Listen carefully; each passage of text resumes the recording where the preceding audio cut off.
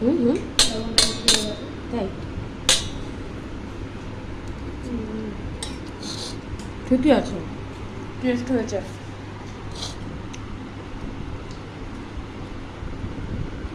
ছোটোবেলায় এরকম মা সাদা চাউমিনই করে দিত, খুব কম স্কুলে নিয়ে যেতাম।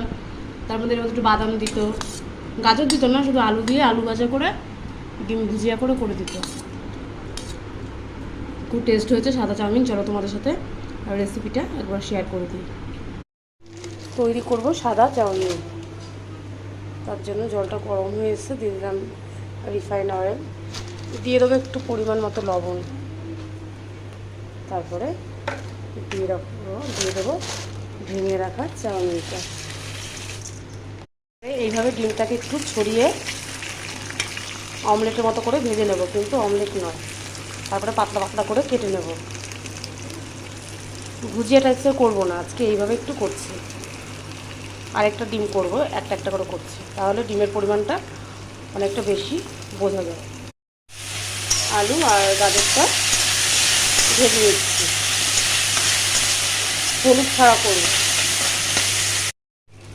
সাদা চাউমিন আমার কিন্তু রেডি। এখন আমি একটু গোলমরিচ দিয়ে দেবো, গোলমরিচের গুঁড়ো। আর কড়াইতে দেওয়ার কারণ হচ্ছে এটাকে আমি সুন্দর করে একটু মিশিয়ে নেব, তার জন্যই কড়াইতে দেওয়া।